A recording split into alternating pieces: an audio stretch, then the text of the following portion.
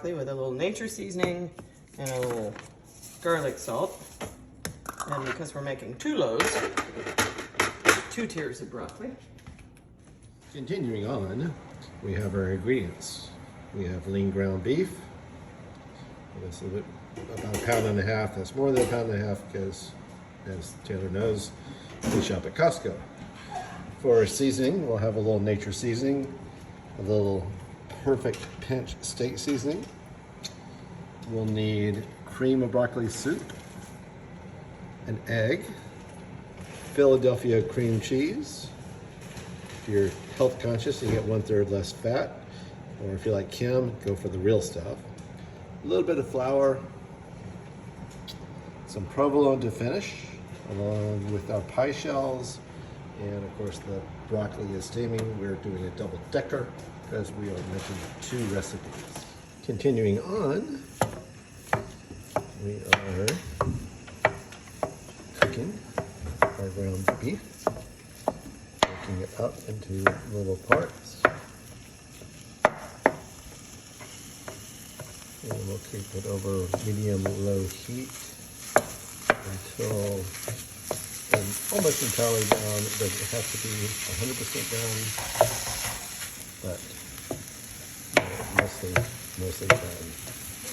I wait to add the seasoning until it really starts cooking, and the seasoning is going to be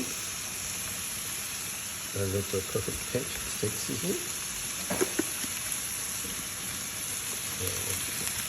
Move it on, and then of course the go-to nature seasoning.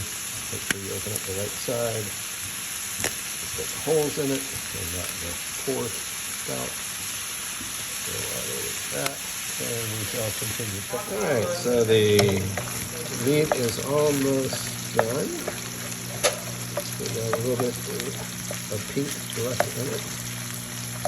And as you can see, the 10% fat is being rendered out. So I'm going to go ahead and take it off turn the heat off.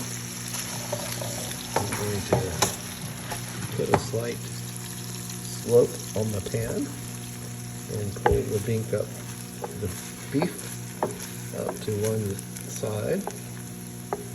Now, you'll notice that some of the beef wants to move. We call this twitching, also known as beef jerky. Bada boom. I'm going to get a paper towel here in a second. I'm going to soak up all this meat. This will continue to cook, as well as it will cook a little bit more in the next stage. All right, the beef has been drained. We're going to now put it over low heat. And we're going to add in 1/3 cup of flour, sprinkled over. And then we're going to add in an egg. See? And notice that this is Eggland's Best because that is what Nanny used. So that's what we use. All right, the egg and the flour has been mixed in over low heat. And now we're going to add in a can of beef and cream of broccoli. And then we're going to fill this can up with milk and pour that in as well. All right, and here goes the can of milk. Get that, scoop that out for in a minute. And then we're going to just mix all this together. Shouldn't take long to mix. It'll thicken up a little bit because of the flour. And then, once we get it all mixed together, we'll add our cream cheese. All right, once the mix starts to bubble a little bit, you can take your cream cheese and add it in. And then we're just going to use our wooden spatula to break up the cream cheese and slowly it will melt and we will stir it in. So this is just a slow process of stirring and breaking it up. It'll take a couple of minutes. And then we will add our broccoli. Okay, so how do you know when this concoction is done? Well, you do it like Moses.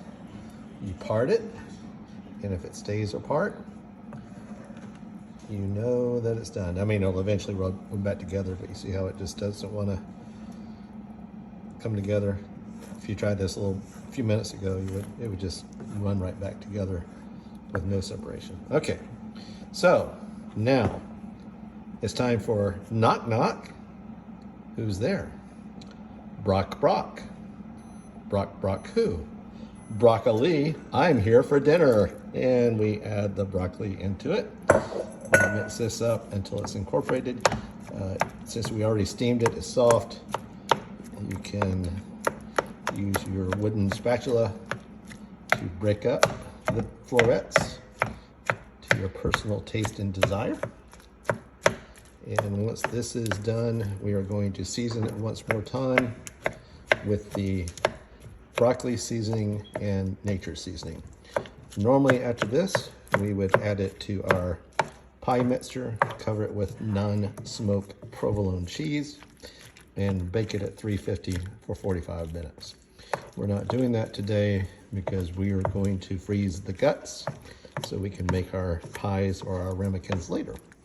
Now, this is a double recipe. So when you make it, all the ingredients I showed were for a single recipe. I just happened to, off camera, double it up. So you don't need to use this big of a pan. You can use your standard 10-inch pan and it's generally good enough, but if you want to be safe, you can make your concoction in a larger pan so you don't make an accidental mess on the stove. Hope you enjoyed. This is the recipe for beef and broccoli pie.